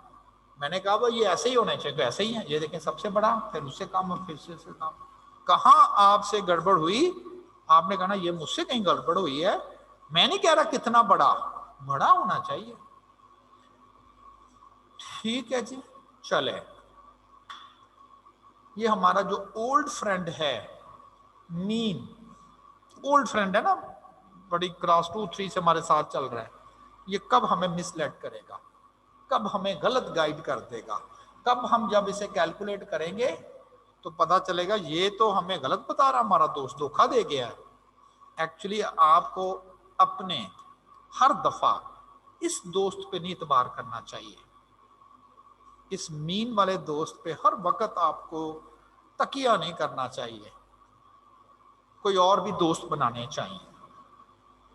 ये अच्छी बात है कि ज्यादातर इसी ने हेल्प की है, चाइना, है ना। लेकिन मेरा नहीं ख्याल कि ये सेंसेबल बात हो कि हर दफा चाइना से ही करें। पता नहीं अब वो चाइना ने वो बीमारी जो है उसकी कोविड की वैक्सीन बनाई है, बड़ी जल्दी बना दी है। ये तो नहीं कि आपने वैक्सीन बेचने के लिए बीमारी फैलाई, पीछे ही वैक्सीन छोड़ दी, करोड़ों रुपए अरबों रुपए कमा लिए हो। इट मे भी, अमेरिका तो वैसे यही कहता है। बहरहाल बीमारी तो है, ये एक अलग बात है कि एक्सीडेंटली आई है या बाकायदा उसको स्प्रेड किया गया है, ये तो एक अलग डिस्कशन है। मैं कौन होता हूँ, मैं कौन सा कोई माहिर हूँ, लेकिन पॉसिबिलिटी तो है। तो बस मीन के साथ भी यही एक अब हमारा ताल्लुक होना चाहिए कि हमें इस टोटल इस पर नहीं रिलाई करना चाहिए। तो मैंने इस वक्त बोर्ड पे दो ऐसी सिचुएशन लिखी हुई हैं, कहता है व्हेन मीन इज मिसलीडिंग, कहता है इन दो सिचुएशन में मीन आपको गलत गाइड करेगा, ठीक है ना। तो ये हमारा नेक्स्ट लेक्चर होगा। फिर हम अपनी दोस्ती रशिया की जानिब करेंगे, क्योंकि आजकल रशिया भी हमारे साथ दोस्ती बढ़ाना चाहता है, तो हम भी अपने दोस्त मीन के अलावा मीडियन पर भी जाएंगे। It is our new friend. क्यों? इसने मीन वाला काम नहीं करना, इसने हमें एतमाद दिया है। देखते हैं कि ये मीडियन कैसे कैलकुलेट किया जाए। ठीक है जी, दैट्स ओके। अगर आपने कोई क्वेश्चन करना है तो ठीक है, वरना we will move to the mathematics class. हमारे 3 एवरेजेस हो चुकी हैं, mean, AM, GM, HM। 2 averages रह गई, उनमें से एक एवरेज है मीडियन जो हमारा नया दोस्त, और एक एवरेज हमारी रह गई मोड, हमारा 5वां दोस्त। 5 दोस्त पूरे हो जाएंगे ना, इनमें से बात ठीक है, चाइना ही ठीक है, लेकिन बाकी दोस्तों को भी तो देखेंगे ना हम कभी कभी। चले जी, ठीक है जी। चले अब हम अपनी मैथ्स की क्लास में जो है वो शिफ्ट करेंगे, और मैथ्स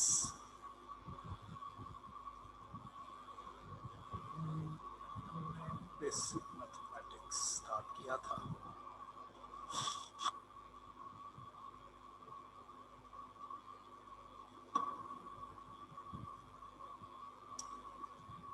जी, तो कल हमने अपने प्रॉब्लम को यहां से स्टार्ट किया कि अगर हम 2 या 3 क्वांटिटीज को आपस में कंपेयर करना चाहते हैं, विच वन इज लार्जर और बिगर एज कंपेयर टू अदर।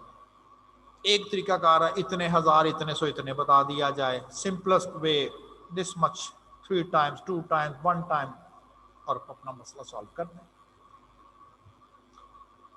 मैंने उसकी एग्जांपल दी और फिर आपको रेशो का मेथड बताया। ये this one, a ratio compared two quantities that are measured in the same units, और ये मैंने आपसे एग्जांपल पे शेयर की, और जिसमें एक चीज आपको ये बताई कि आल्दो रेशो का पता चल जाए, ना तो आपको क्वांटिटी की अलग-अलग से सही मिकदार पता चल सकती है, ना ही टोटल, लेकिन पॉसिबली क्या हो सकता है, जैसे कहते हैं यार तुम्हें पता है, नहीं यार मुझे पता तो नहीं है, लेकिन इतना मैं तुम्हें गारंटी के साथ बता सकता हूं कि ये ठीक है ना। तो वो कहता जी कि रेशो है 7 9 की, क्या नंबर होंगे पता नहीं, इतनी गारंटी है पहला जो नंबर होगा वो 7 का मल्टीपल, दूसरा 9 का मल्टीपल। इसी बेस पर मैंने ये वाले क्वेश्चंस किए थे, और मैंने आपको कहा था कि आपने एग्जाम्पल नंबर 6 भी अटेम्प्ट करनी है। मैं जरा इसको पढ़ देता हूं। The ratio of red to green to yellow balls is, इसका मतलब 3 कलर के बॉल्स में क्या रिलेशन है वो मेंशन है। अगर रेड बॉल 8 है तो ग्रीन बॉल 17 है उस बैग में, और येलो बॉल जो है वो 15 है। इसी रेशो से चलने हैं। कहता a box contains 240 total balls, उसमें टोटल 240 बॉल है। Then find the number of balls of each colour, कहता हर कलर के बॉल बताओ। फिर आप कहें जी कैसे पता चलेगा, वो बड़ी इंफॉर्मेशन दे रहा है। कहता 8 17 15 का मल्टीपल ही चलेगा सारा, भी कौन सा मल्टीपल चलेगा ये तो नहीं पता। चले, क्या मैं आपको ये कह सकता हूं कि अगर आप रेड बॉल इस परसेंटेज को देखें कि किस किस कलर की वो है, तो आप एक चीज तो गारंटी के साथ कह सकते हो कि जो रेड बॉल होंगे वो 8 का मल्टीपल होंगे, ये 17 का मल्टीपल होंगे, और ये 15 का। यस, ये तो बात बिल्कुल सही है, ये तो हम पढ़ भी चुके हैं। तो फिर पॉसिबल जो बॉल हो सकते हैं वो ये हो सकते हैं। और अगर मैं पूछूं टोटल, आप कहें जी सबको जमा कर लेते हैं, 8 17 15 को जमा कर लेते हैं, 40 बन जाएंगे ना, 40 बन जाएंगे। तो जो टोटल बॉल हैं, ये बात क्लियर है कि वो 40 का ही कोई ना कोई मल्टीपल होंगे। टोटल बॉल आपको पता है, टोटल बॉल दिए हुए 240 है, तो मैं कहूंगा इतना तो मुझे पता है कि टोटल बॉल 40 का ही कोई ना कोई मल्टीपल है, ये पॉसिबल हो सकते हैं। वो दे रहा है आपको टोटल बॉल 240 हैं, आपके यहां से तो फिर एक्स पता चल जाएगा।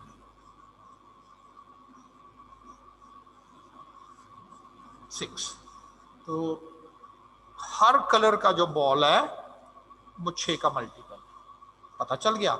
8, एक्स का पता चल गया ना, हमें एक्स का पता चल गया 6, तो 48 बॉल जो है वो रेड कलर में है। ये 17 को 6 से 102 बॉल जो है वो ग्रीन कलर में है, और 15 का 6 से ये 90 बॉल बता दिया आपने। रेड बॉल जो है, रेड कलर बॉल इस बैग में वो आपके पास हैं 48, येलो कलर बॉल इस बैग में है ग्रीन कलर बॉल वो आपके पास है 102, और येलो कलर बॉल जो है वो आपके पास आ रहे हैं 90। चेक कीजिएगा, इनका टोटल 240 बनता है। और ये भी चेक कीजिएगा कि अगर आप इनको सिंप्लीफाई करें, पता ना कैसे करते हैं, जो भी नंबर पे डिवाइड हो जाए, एंड यही आएगा, ये 15, ये 17 और ये 15। बस यही उसने पूछा था। ये तो था एक क्वेश्चन। दूसरा पार्ट उसमें था कि परसेंटेज भी बतानी है, परसेंटेज ऑफ रेड बॉल्स बताएं। अब ये दोनों चीजें सही हैं क्या? अगर टोटल 40 बॉल उस बैग में पड़े हुए हों, 40, तो 8 तो रेड होंगे ना फिर। हाँ जी, मतलब तो यही है, 8 तो रेड होंगे ही होंगे। और जब मैं 8/40 करता हूं तो बेसिकली मैंने क्या किया है, 40 बॉल थे, 8 रेड होंगे, बिल्कुल ये आउट ऑफ 1 नहीं बन गया। मैं इसको 100 से ज़रब दे देता हूं, मैं 100 से ज़रब दे देता हूं, 20% बनता, तो 20% रेड बॉल है।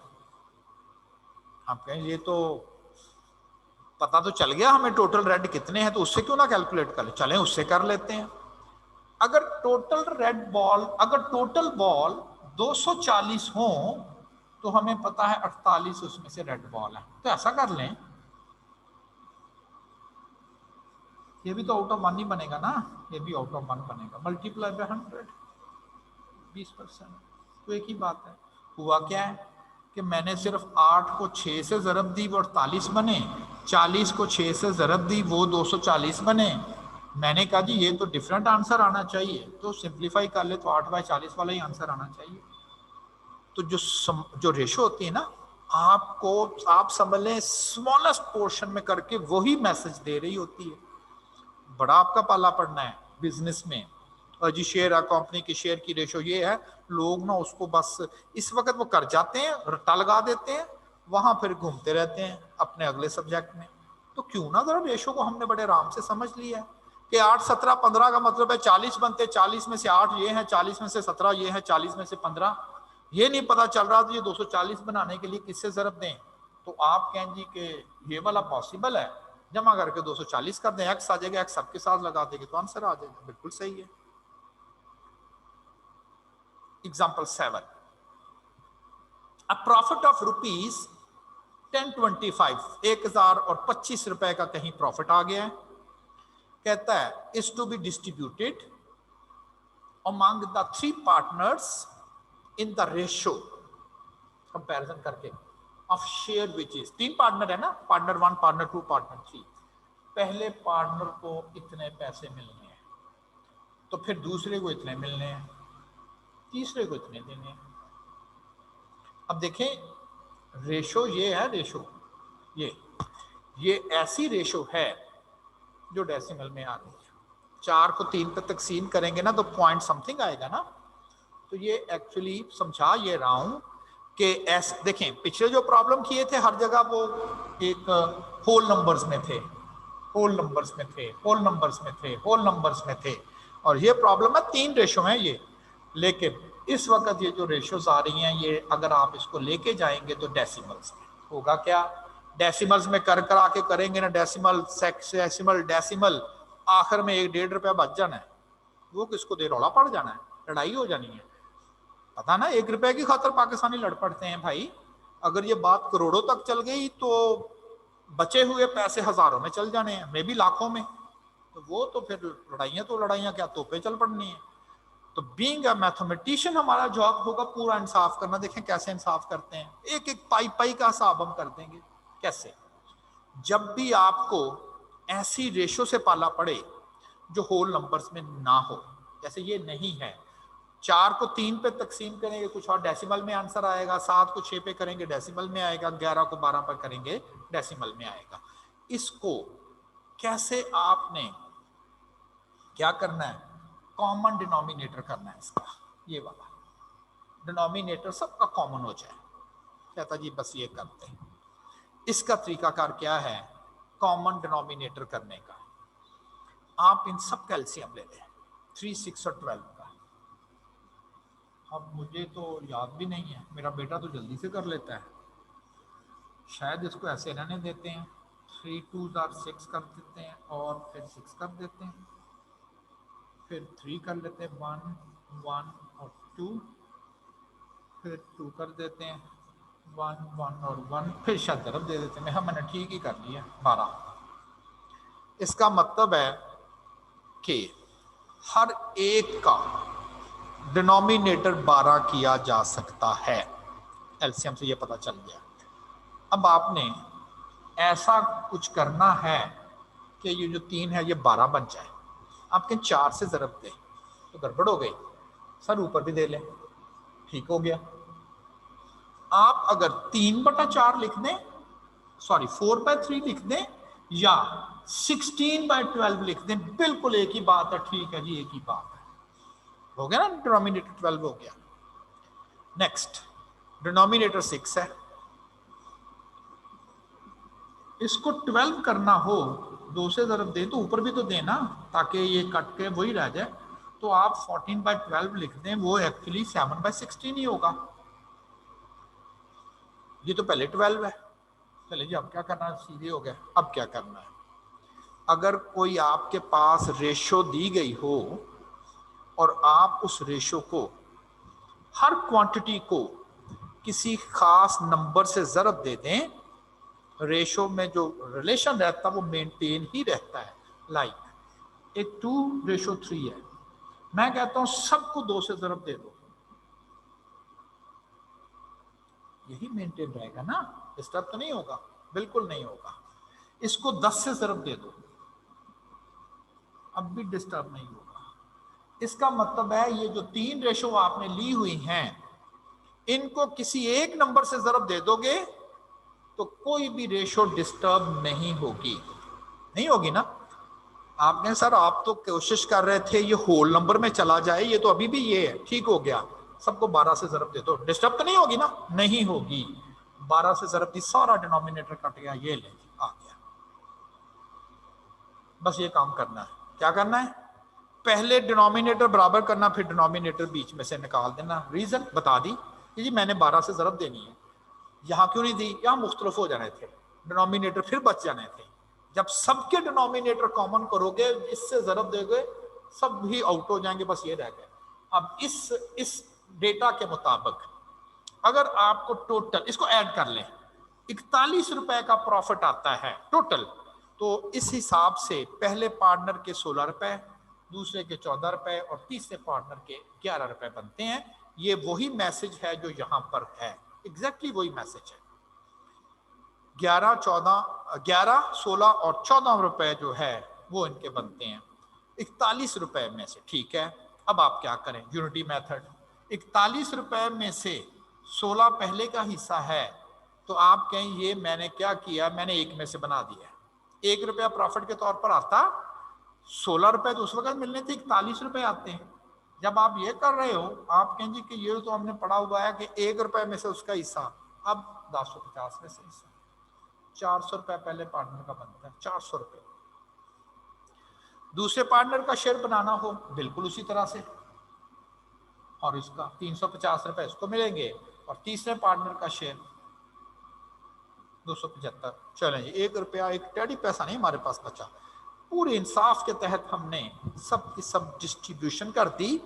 ये एक अलहदा बात है कि अगर ऊपर ये 1026 हो जाते यहाँ पर, तो फिर ज़ाहिर हर एक को डेसिमल में मिलने थे, कोई 1 आध पैसे का फर्क रह जाना था।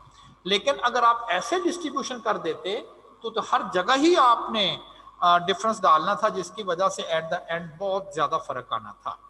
तो ऐसी रेशो जो होल नंबर्स में ना हो, उसका कॉमन डिनोमिनेटर करें कैसे, एलसीएम से। एलसीएम लेने के बाद सबकी रेशो कॉमन कर दी मैंने। कैसे? मैंने कहा जी 3 को 12 बनाने के लिए 4 से ज़रब देनी है, तो ऐसे तो नहीं, इसको भी दे इसको भी दे, ताकि वो बैलेंस तो रहे ना सबके बाद। उसके बाद मैंने कहा जी 12 से ज़रब दे दें, सारे होल नंबर्स में आ जाएंगे, and that's all, problem solve. Next one, Ali, Bilal and Yasin start business contributing 9,000। Ali ने 9,000 रुपया बिजनेस में लगाया, 6,000 बिलाल ने 6,000 मिलाया और यासीन ने 3,000 मिलाया। इसका मतलब जब प्रॉफिट आएगा सबसे कम पैसे यासीन को जाएंगे क्योंकि उसके 3,000 उसने इन्वेस्ट किया है। यासीन को अगर मैं 1 रुपया दूं प्रॉफिट में से तो इसे 2 मिलने चाहिए, इसे 3। ये कैसे पता चला? मैंने ना इनकी शेयर रेशो निकाल दी, शेयर रेशो निकाल दी, इन्वेस्टमेंट रेशो निकाल दी। इन्वेस्टमेंट रेशो कैसे? ऐसे निकलेगी ना, इसका इसके साथ क्या रिलेशन बनता है और इसका इसके साथ क्या बनता है। सिंपलेस्ट फॉर्म किया, 3,000 पे तकसीम किया 3 to 1। 6 रुपए अगर मुझे आएंगे प्रॉफिट में तो मैं उठा के 3 रुपए दूंगा अली भाई को, 2 रुपए बिलाल साहब को, और यासीन को कहूंगा जी इसके मुताबिक तो तुम्हारा 1 रुपया बनता है। यकीन माने मैं सही कह रहा हूँ। कोर्ट में बड़े ही रफड़ पड़े हुए होते हैं कि जी हमने बिजनेस किया था, लड़ाई हो जाती ना बात में कि जी बिजनेस किया था, मैंने इतने पैसे लगाए थे, इतने पैसे लगाए थे, अब प्रॉफिट आ गया है। वो कहता जी मेरा हिस्सा इतना बनता, वो कहता जी मेरा हिस्सा इतना बनता है। कुछ जज तो वाकया ही बड़े ही ज़ाहिर है इन मसलों में गुजरे हुए होते हैं, कैलकुलेटर टिक टिक करके उठाते हैं, कहते हैं लो भाई ये मुनसफाना तकसीम हो गई, कुछ भी नहीं था, ये कौन सा लड़ाई झगड़े की बात है। कुछ वकीलों को भी पता होता है, लेकिन वो अपने पैसे कमाने की खातर 2-2 साल 3-3 साल केस लटकाई रखते हैं। नहीं जी तेरा हिस्सा ज्यादा बनता है, तेरा हिस्सा कम बनता है। पता उनको भी होता है, पता उनको भी होता है। तो यहां पर भी हमें मैथ्स आता है। हमने कहा जी आप जरा इन्वेस्टमेंट बताएं, हम उनका कंपैरिजन करके बिल्कुल आपको तकसीम पूरी पूरी करेंगे। लेकिन इसमें गड़बड़ एक और हो गई, और वो क्या है? गड़बड़ ये हुई है कि अली ने 9,000 रुपया तो इन्वेस्ट किया, ये बात तो ठीक है, लेकिन उसने बिजनेस जब स्टार्ट किया था तो 1 साल हुआ, पूरा साल उसके बिजनेस में 9,000 रुपया इन्वेस्टमेंट करा। बिलाल एक्चुअली बाद में शामिल हुआ, कितनी देर बाद? 3 माह के बाद। तो उसकी तो बिजनेस में इन्वेस्टमेंट 6,000 लेकिन 9 माह रही। और उसके 2 माह के बाद ज्वाइन किया यासीन ने। उन्हें कहा जी मेरे पास थोड़े से पैसे हैं, 3,000 डालो मेरे भी। और उसकी इन्वेस्टमेंट है बिजनेस में 7 माह, अब ये भी आ गया।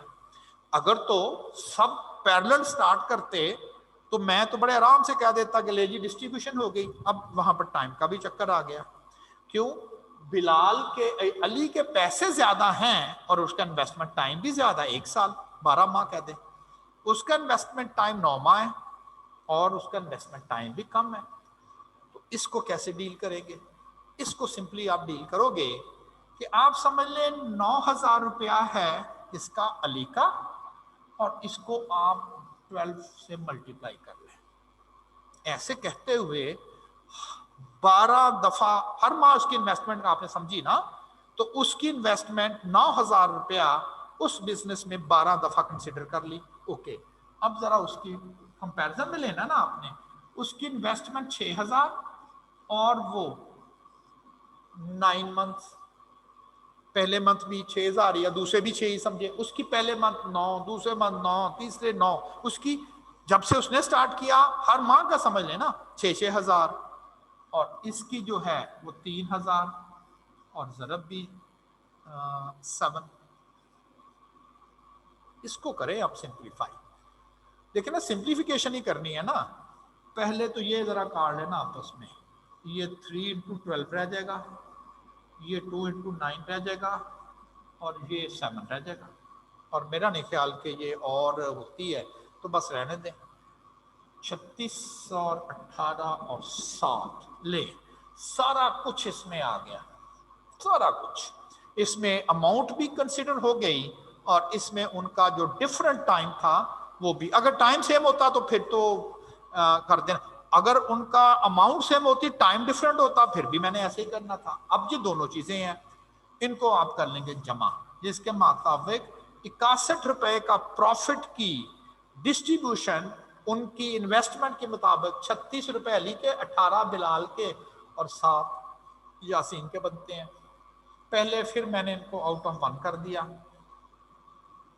जरब दे दी 191 रुपए 80 पैसे। देखिए पैसे पैसे का हिसाब हो गया। अब दे जी, पकड़े अपने पैसे। 995.90 दें जी बिलाल साहब को, और 387 रुपए 30 पैसे यासीन को पकड़ाए। कह जाएं जी जहां मर्जी, जिस मर्जी कोर्ट में चैलेंज कर ले। मैंने इन्वेस्टमेंट, मैंने टाइम, दोनों को देख के 100% आपका मैंने शेयर जस्टिफाई कर दिया। मेरा ख्याल है कि अब आपको इसकी यूटिलिटी समझ आई कि मैंने आपको रेशो कहां से स्टार्ट किया था और कहां पर जाके बिजनेस की इन्वेस्टमेंट शेयर कंपैरिजन में छोड़ दिया। ये तो चार्टर्ड अकाउंटेंट के शायद बड़े काम होंगे। ये हम 3 पार्टनर हैं, ये हमारी इन्वेस्टमेंट थी, ये साल आया, ये साल आया, ये साल आया, हमारा जरा हिसाब किताब तो बना के रखो सही तरह से, बता दो हमें प्रॉफिट आया कितने कितने पैसे ले। आप अकाउंटेंट है ना, आप जॉब कर रहे हैं ना, चार्टर्ड अकाउंटेंट आपका काम है। तो आपको अगर ये चीज बेसिक्स नहीं पता तो कैसे करेंगे आप उनकी डिस्ट्रीब्यूशन। आप कहेंगे मैनू की पता, तो कहेंगे तू फिर किस काम दा इतने, ठीक है ना। It's a basic mathematics. ये नहीं किसी में आप देखोगे छोटी सी एक रेशो है और कितने वो काम आपके लिए करती है। एग्जैक्टली एक और कॉम्प्लिकेटेड प्रॉब्लम, और सोल्यूशन बड़ा आसान। Divide 700 among Ali Babar and Shahid, 3 partner, 700 रुपया, Ali Babar and Shahid, such that ratio of Ali to Babar 2:3। यहां रेशो होल नंबर में दी हुई है। अली को 2 रुपए तो बाबर को 3, फिर आगे भी दिया हुआ है। बाबर की शाहिद के साथ रेशो 4-5 भी होनी चाहिए, तो दोनों रेशो सेम टाइम मेंटेन होनी चाहिए। अब आप कहेंगे अगर हम बाबर को 3 रुपए देते हैं ये तो मेंटेन हो गई, ये बात तो सच्ची साबित हो गई, लेकिन साथ ही जब बाबर को 4 करेंगे तो ये गलत हो जाएगी। उसमें आपको बाबर को 3 देने हैं, अगली रेशो कहती नहीं जी बाबर को 4 रुपए, तो दोनों तो नहीं सेम टाइम। आप उसे कहें जी 3 रुपए दिए थे तो वापस करो 4 ले लो, वो कहेगा 3, 4 वापस लेके 3 दे दो, तो ये तो नहीं सही, ठीक है ना। यानी 3 पार्टनर है, 2 रेशो मेंटेन करनी है, प्रॉब्लम आ रहा है उनमें एक पार्टनर कॉमन आ रहा है, जिसकी वजह से पहली मेंटेन करें तो 3 रुपए बनते हैं, दूसरी की बात देखें तो 4 रुपए बनते हैं। अब क्या करें, इसको 3 दें कि 4 दें। ये गड़बड़ इसलिए हो रही है कि हम 2 रेशो को इंडिपेंडेंटली ट्रीट कर रहे हैं। इंडिपेंडेंटली आप इन दोनों रेशो को इकट्ठा करके, पार्टनर तो 3 है ना, अली बाबर शाहिद, इनको सिर्फ इस तरह की एक रेशो बनाए, सिर्फ इस तरह की। मैंने ये कैसे बनाई है ये तो बात की बात है, जरा नोट कीजिएगा। अली, बाबर और शाहिद, मैंने कहा जी आप इनको ऐसा करें 8, 12, 15 करते हैं। आप कहें जी 8, 12, 15 ठीक हो जाएगा, चेक कर लें। कहते नहीं मिस्त्री साहब बाबूजी चेक करो, चेक करते हैं हम। बाबर और अली, अली की रेशो 2:3 है, तो क्या ये 2:3 है? 4 पर तकसीम हो गया, ये तो 2:3 है। 4 2s are 8, 4 3s are 12। बिल्कुल जी, ये 8, 12 जो है वो 2:3 ही है। कैलकुलेटर से भी करके देख लेना तो आ जाएगा। ओके, ये तो बात ठीक हो गई। आप कहें जी 1 मिनट ठहरिएगा, जो बाबर और शाहिद है ये वाला, क्या ये 4, 5 भी है? चेक कर ले, ये 4, 5 भी है। अब ये 3 पर तकसीम करेगा तो ये 5 बनेगा, ये 3 पर तकसीम होगा तो ये 4 बनेगा। तो इसके साथ ये 3 है, इसके साथ ये 4 है। ले जी हमारा मसला हल हो गया, हो गया ना हल। आप क्या जी अली बाबर की बात करें, मैं कहता हूँ 8, 12, 15 कर दें, वो कहता अली बाबर 2, 3 में है, बिल्कुल 2, 3 में है। अच्छा जी बाबर शाहिद के साथ 4, 5 में भी है, 4, 5 में भी चेक हो गया ना हमसे, हो गया। अब बनाया मैंने कैसे ये बस बताना है। तो क्या करेंगे आप, अली टू बाबर ये लिख लें 2:3, और इंपॉर्टेंटली जो इनमें से कॉमन पार्टनर है यानी कि 2 दोनों रेशो में आ रहा है वो अपने दरमियान में लिख लेना है। अब नेक्स्ट क्या है, बाबर टू शाहिद 4, 5, ये बाबर है ना 4 और शाहिद बाद में है तो ये 5, तो ये अली बाबर और शाहिद का लिखा, बाबर का 3 भी लिखा हुआ मैंने, 4 भी लिखा हुआ। अब क्या करना है, अब आपने एक ट्रिक समझ लें, मैं उसकी उसकी देखें, मैंने आपको पहले भी बोला था बहुत सारी चीजें हैं मैथ्स में, हर चीज को क्या उधेड़ के देखना। यस, हमारे मैथ्स स्टैट स्टूडेंट का काम उधेड़ के देखना है ताकि वो मैन्युफैक्चरर बने। आपके लिए मैं करना स्टार्ट करूंगा ना तो आपने कंफ्यूज होते जाना है कि जी हमें ये प्योर मैथ्स की चीजें मतलब कहते नहीं जी तुम्हें आना भी चाहिए। देखिए मैं जहां पर जरूरत होती है मैं आपको बोल रहा हूं कि इसको उधेड़ने की जरूरत नहीं है, हर चीज उधेड़ के देखी जा सकती है। सिंपल इज दैट, आप इस 2 को इस 4 से मल्टीप्लाई करते हैं, फिर इस 4 को उसके ऊपर जो रकम लिखी है उससे मल्टीप्लाई करते हैं और फिर इसको इससे मल्टीप्लाई करते हैं। जैसे ये पैटर्न बना दे, बस मर्जी नहीं, जिसको मर्जी जिसके साथ मर्जी कर दें, ऐसा नहीं। 2 को 4 के साथ अब जी, 4 को 3 के साथ अब जी, 3 को 5 के साथ। तो 2 को 4 के साथ मल्टीप्लाई किया, 8 रेशो लिख लिया। अब क्या करना जी, 4 को 3 के साथ कर दें, ठीक है। अब क्या करना, 3 को 5 के साथ कर दें। ले जी आंसर आ गया, हमारा मसला हल हो गया है। ये तो पहले हल किया था ना हमने कि जी इसको इधर के साथ देख लें, इसको इधर के साथ देख लें, बस वही काम किया मैंने। 2 8 4 3 12 3 5 15, टोटल 35 रुपए आएंगे। उठा के उसमें से 5 रुपए अली को दे दें, 12 रुपए बाबर को दे दें, 15 रुपए शाद को कह ले जी घर जाओ तुम। तो अब आपको पता क्या करना है, टोटल में से 8 रुपए उसके हैं तो 700 रुपया, 160 रुपए अली भाई को देना, बाबर को दें 240 और शाहिद को दें 300 रुपया। कह लो भाई घरों में जाओ अपने अपने। अब देखिएगा ऐसे ही जरा चेकिंग है, वैसे तो हमारी तसल्ली हो चुकी है लेकिन फिर भी जरा थोड़ी सी डबल तसल्ली जिसे कहते हैं ना कर लें। 160 रुपए आपने अली को पकड़ाए हुए हैं, ये कैसे कर रहा है, मुझे तो ये नहीं समझ आ रही क्या चेंज हुआ है। एक मिनट जी, मेरा ख्याल है कि सेटअप में हमने कुछ चीज चेंज की है। 160 ओवर जी, मैं आपको बता देता हूँ क्या हुआ है। 240, 2-3 की रेशो आ गई ना, बिल्कुल पहली रेशो 2-3 थी, ठीक हो गई है। तो अब 240 और 300 की रेशो 4-5 होनी चाहिए, 4-5 चलें तसल्ली हो गई। अच्छा जी, अब बताना मैंने ये था हो क्या रहा था। एक्चुअली ना किसी तरह से सेटअप मेरे ख्याल वो कई पिछली क्लास में टीचर ने किया होगा। आप 1/4 लिखना चाहते हैं, ये जो स्टाइल है लिखने का, इस स्टाइल को हम कहते हैं math IO, input, I for input, O for output, कहता math style input output. Math style, इसको हम कहते हैं मैथ स्टाइल। क्या ये है मैथ स्टाइल। देखिए मैंने जब एंटर भी किया, अच्छा है वही, मतलब इसका भी वही है, लेकिन ये मैथ स्टाइल नहीं है, इसे हम कहते हैं लाइन। एक ही लाइन में लिख दिया मैंने, लाइन आया हो, line style input output, math style input output, फर्क कोई नहीं है कैलकुलेशन में। लेकिन आप देखें ना, मैं जरा इसका चेंज करता हूं, मैं आपके सामने इसको चेंज करता हूं। मैं इसका कर देता हूं सेटअप में जाके, सेटअप, ये देखिए मैथ आयो स्टाइल, लाइन आयो, मैं कहता हूं लाइन आयो स्टाइल, ओके लाइन आयो स्टाइल। अब मैं लिखूंगा 160, बटन मैंने वही प्रेस किया है लेकिन आया देखें जी सही है 240, वो उसने लाइन में लिखना है।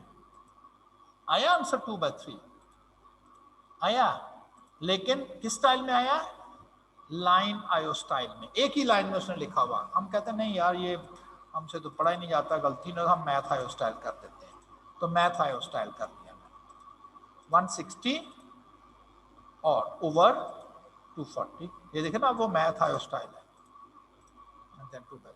होप सो कि आपको ये चीज साथ, इसलिए कि एक की आपसे कहीं प्रेस हो जाए और आप देखते रहें ये पता नहीं जीबो गरीब और ये एग्जाम में हो जाए। अब तो चले आप पता चल गया ना कि अगर हो गया तो क्या हुआ है और सेटिंग आपने कैसे उसकी चेंज करनी है।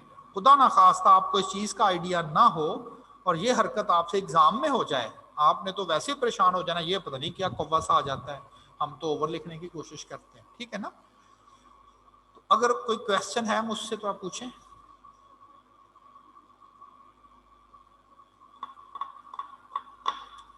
रेशो, प्रोपोर्शन, रेट, ये तीनों एक ही तरह की चीजें हैं। रेशो, रेट समझाया ना स्पीड वाला स्टैट्स में। रेशो, प्रोपोर्शन और रेट। रेशो और प्रोपोर्शन में क्या फर्क है? रेट को तो मैंने अलग कर दिया ना, उसमें तो दो जो न्यूमिनेटर डिनोमिनेटर होते हैं उनके यूनिट ही डिफरेंट होते हैं, वो तो रेट को तो अलग करते हैं ना। फिर अब रेशो और प्रोपोर्शन में क्या फर्क है? प्रोपोर्शन भी रेशो की तरह की ही होती है। फर्क फिर क्या हो? फर्ज करें एक क्लास में 30 बॉय हैं, 20 गर्ल हैं और टोटल 50 बनते हैं। अगर तो मैं ये रखता हूं तो मैं दो कंपोनेंट का आपस में कंपैरिजन कर रहा होता, इसी रेशो कहते हैं। लेकिन अगर आप इस कंपोनेंट का आपस में नहीं बल्कि टोटल के साथ कंपैरिजन कर दें तो ये प्रोपोर्शन है। A ratio is one thing compared to another thing. ऐसे बोला था ना, one thing compared to another thing. It is just a statement or an expression. A proportion, अच्छा ये मैं एक और चीज के लिए, मैं इस वक्त जो आपको रेशो बता रहा हूं वो कह रहा है a proportion is two ratios that have been set equal to each other. ये मैं नेक्स्ट आर्टिकल के तौर पे, ताकि वो फिर कंप्लीट हो हमारे पास, ये देखा ना, फिर वो कंप्लीट नहीं होगा ना तो वो फिर बीच में रह जाना है। इस दौरान अगर आपने मुझसे कोई क्वेश्चन करना है तो ठीक है, अदरवाइज फिर हम क्लास को ऑफ करते हैं क्योंकि वो आर्टिकल पूरा नहीं होना। ओके जी फिर।